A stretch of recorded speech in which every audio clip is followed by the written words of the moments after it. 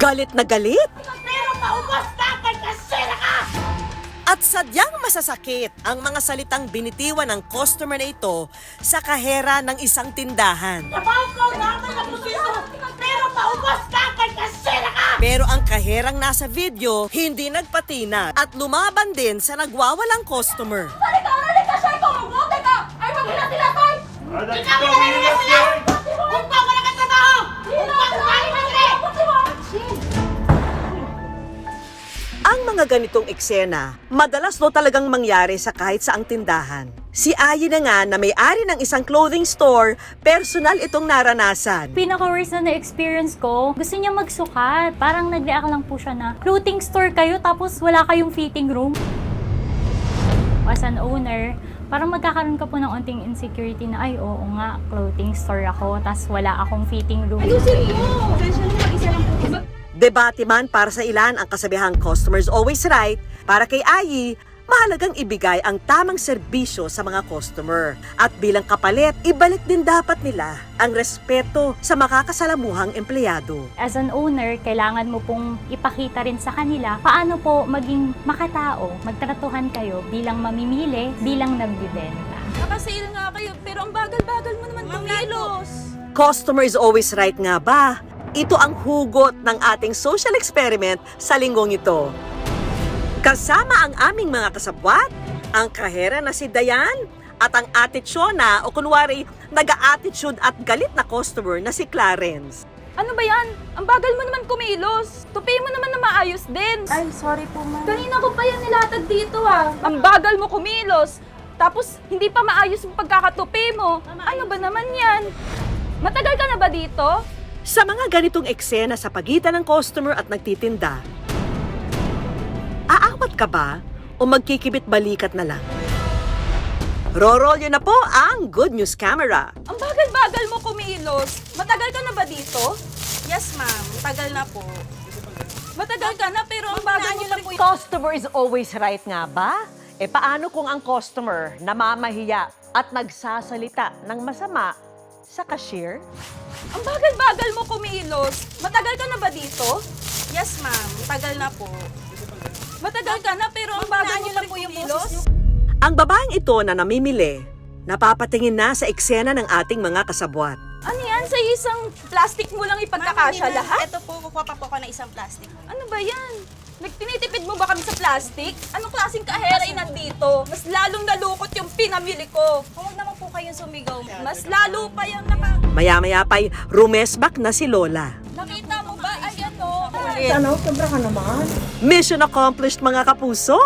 Ano kayang nag-udyok sa kanilang pumagitna sa eksena? Eh, kasi itong nagagalit nga siya, di ba? Parang naiinis na ako. Sabi ko nga, ay, bakit gano'n ka naman? Parang ano-ano ako sa kanyang galit. Ako, naiinis na ako. Hindi dapat ganon dahil dapat ituring natin silang tao. Hindi po dapat namamahiya kasi nagtatrabaho po sila. Binaliktad naman namin ang eksena and this time, itong kahera naman ang mag-a-attitude sa kanyang customer. Ano-ano kayang reaksyon ng kanilang aanihin? Lights, camera, action! Miss, excuse me po. Ma'am, Miss, magkano po sa damit na to? Miss, may price yan dyan, miss. Wala po kasing nakalagay. Ang aming tinarget, itong magkaibigan na namimili sa shop. Ito po yung piso sale niya po. Yes po, nakikita niyo naman po may piso po, ma'am.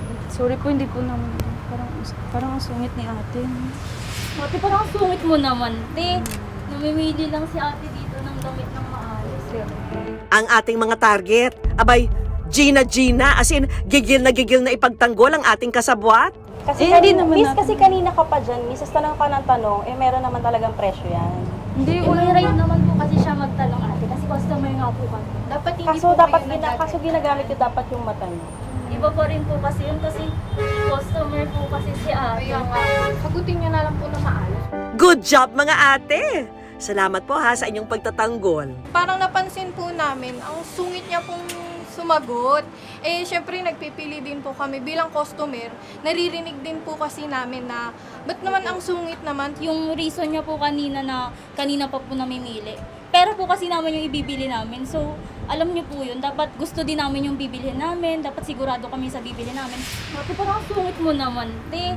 Ito naman, parang nakisimpatya sila. They feel na they are one doon sa customer, na parang pareho tayo. Kasi kung kaya ng cashier na gawin to doon sa isang customer, is maaring ganun din ang gawin sa kanila. Sa huling pagkakataon, Miss, excuse me po, magkano po sa damit? Miss, may presyo po yan, miss, pakisilip na lang. Wala pong nakalagay po kasi po. Hindi, wala po eh. Miss, magkano po yung mga nandito? Miss, may presyo po yan.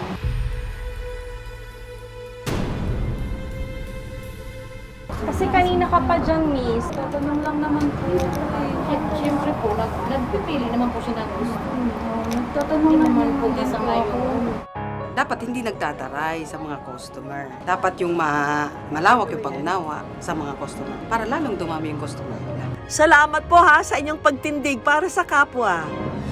Payo naman ng ating eksperto, kung kaya, huwag nang palakihin pa ang eksena. Pag tayo ang customer, kung nakikita natin na medyo irritable yung cashier or bad day siya, mas maganda, huwag na natin i-escalate pa. Mas maganda, tapusin na lang kaagad yung transaction and then alis na. Ngayon, kung tayo naman yung cashier, let's take our work, parang gawin na lang natin. Kung may nag-irate na customer, tapusin din natin. Tapusin kaagad yung transaction, manage it in a professional manner para wag nang sumabog or lalaki pa yung mga arguments or conflicts.